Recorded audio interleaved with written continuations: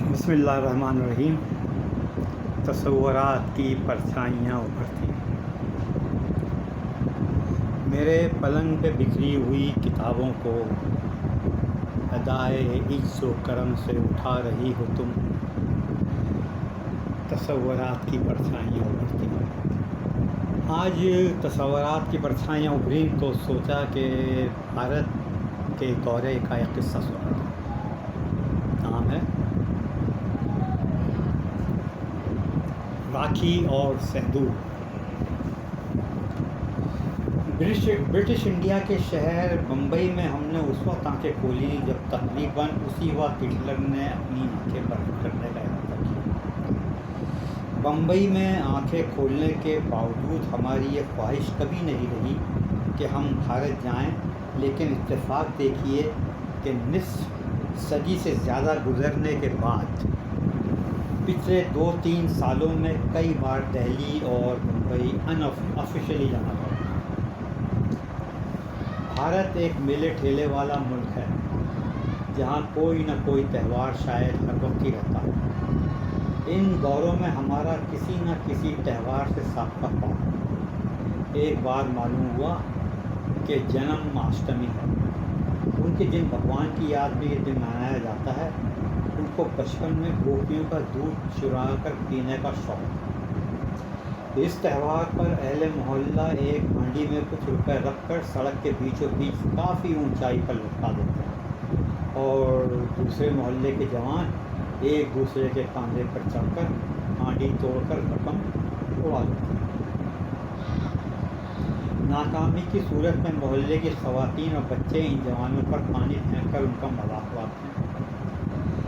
ہانڈی لٹکانے کے لیے بلندی کا تعین رقم کے مطابق ہوتا ہے، جتنی زیادہ رقم اتنی زیادہ بلندی۔ اس کھیل میں گر کے زخمی ہونے کا احتمال بھی رہتا ہے۔ اس کے علاوہ ہماری موجودگی میں ہولی، دیوالی، گنپتی، کروا چوتھ اور راکھی بندھن کے تہوار ہیں۔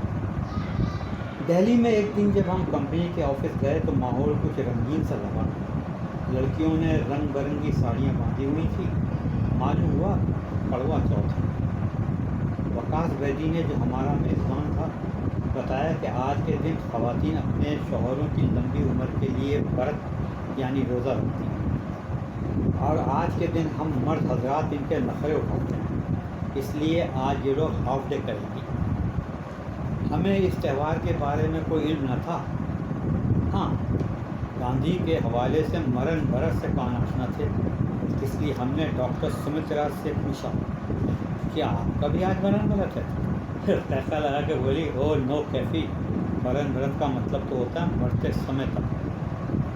جیا شاستری نے بتایا کہ ہم لوگ چاند دیکھ کر برت ختم کرتے ہیں اور اس سے پہلے چھلنی کی اور سے شوہر کی طرف دیکھتے ہیں۔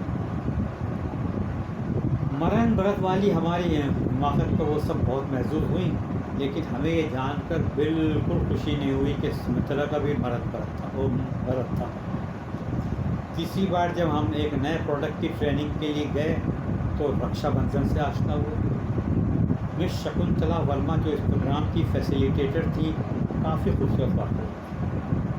اس نے تہوار کے بارے میں بتلایا کہ آج کے دن لڑکیاں اپنے بھائیوں کی کلائی پر راکھی باندھتی ہیں اور بھائی انہیں دعاؤں کے علاوہ کوئی تحفہ یا پیسے دیتے ہیں۔ ہمیں بھی مذاق سوجا، ہم نے کہا تو اس کا مطلب ہے ہم بھی آپ کے لیے کسی تحفے کا انتظام کر رکھیں۔ یہ سن کر بولی، بس چپ رہیے، بکواس نہ کریں۔ جس نے بتایا کہ آج چونکہ اسے بھی بھائیوں کو راکھی باندھنا ہے، اس لیے وہ جلد چلی جائے گی، اس لیے آج کا پروگرام شارٹ، جس کا اسے بہت افسوس ہے، لیکن مجبوری ہے۔ ہم نے کہا کوئی مذائقہ نہیں، ٹریننگ تو پوری ہو ہی چکی، ہم بھی کچھ ریسٹ کر لیں گے کیونکہ ہماری فلائٹ صبح 5 بجے تھی۔ بولی اگر کوئی چنتا نہ ہو تو ہمارے گھر چلیے، نزدیک ہی ہے۔ ہم نے یہ سوچ کر کہ ان کے تہوار کا دن ہے، خواہ رنگ پر کیوں ڈالیں، معذرت۔ کہنے لگی پچھلی بار بھی آپ نے ہماری درخواست رد کر دی تھی، کیا کوئی خاص وجہ؟ ہم نے کہا نہیں، کوئی وجہ نہیں، لیکن کل ممبئی میں ہماری میٹنگ ہے، کچھ تیاری کریں اور کچھ تھکن بھی ہے، ہم آرام کر لیں گے۔ हमें कुछ अंदाज़ा हुआ कि हमारा इनकार इसे अच्छा नहीं लगा, इसलिए हमने इसका मूड ठीक करने की खातिर पूछा, क्या आपने साहिर का ये शेर नहीं सुना? पूछा, कौन सा? हमने कहा, वो अफसाना जिसे अंजाम तक लाना ना हो मुमकिन।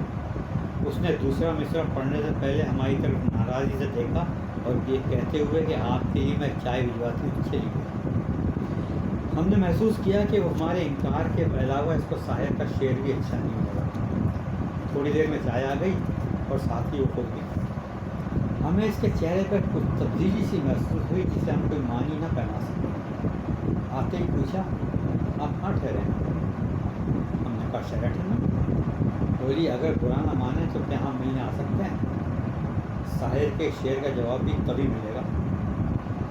हमने कहा, ज़ाहिर नसीब भी तो खुशी की बात है, बुरा क्यों माने? पूछा, रूम में ही होंगे ना? हमने कहा, और कहाँ जाएंगे? खैर, हमारा रूम नंबर लिया और रात 8 बजे का वादा करके चली गई। हम भी होटल आ गए। कुछ देर टीवी से दिल बहलाकर सो गए। तकरीबन 7:30 बजे आँख खुली तो याद आया कि शकुंतला को 8 बजे आना है। जल्दी जल्दी तैयार हुए और सोचा चाय इसके साथ ही पिएंगे। ठीक 8 बजे दरवाजे पर दस्तक हुई। दरवाज़ा खोला तो शकुंतला ही थी। नीली साड़ी जेब तन किए हुए बहुत ही खूबसूरत लग रही थी। हम इसे देखने में इतने महव हुए कि अंदर बुलाना ही भूल गए। मुस्कुराकर कहा, अंदर आने को नहीं कहेंगे? हम ने जल्दी से कहा, आइए आइए, बताइए। अंदर आते हुए हंसकर बोली, बड़ी जल्दी हिंदी सीख गए। हमने बैठने को कहा तो मज़रत करते हुए कहा, नहीं कैफी, आप जानते हैं कि आज हम बहुत बिजी हैं, कई जगह जाना है, वादा किया था, इसलिए बस 2 मिनट के लिए आए हैं। आपने तो हमारे घर आना पसंद नहीं किया। हमने जवाब देने के लिए मुंह खोला ही था कि उसने तेज़ी से पर्स खोला और राखी निकाल कर हमारा हाथ खींचकर कलाई पर बांध दिया। फिर अपना रुमाल आंखों पर रखते हुए हमें हैरत छोड़कर चली गई। इस वक्त हमारी जो हालत थी उसकी तर्जुमानी शायद इस शेर से हो सके जो किसी ने शायद ऐसे ही किसी वक्त के लिए कहा था। वो छम छम करती आई और छम छम करती चली गई। मैं सेंदूर लेकर खड़ा रहा और राखी बांधकर चली गई। शुरू में हमने जो साहिर का शेर सुनाया था उसका इस कहानी से कोई ताल्लुक नहीं, बिल्कुल ही उसी तरह जैसे मोटरसाइकिल के इश्तहार में किसी मॉडल गर्ल का साथ खड़ा हो।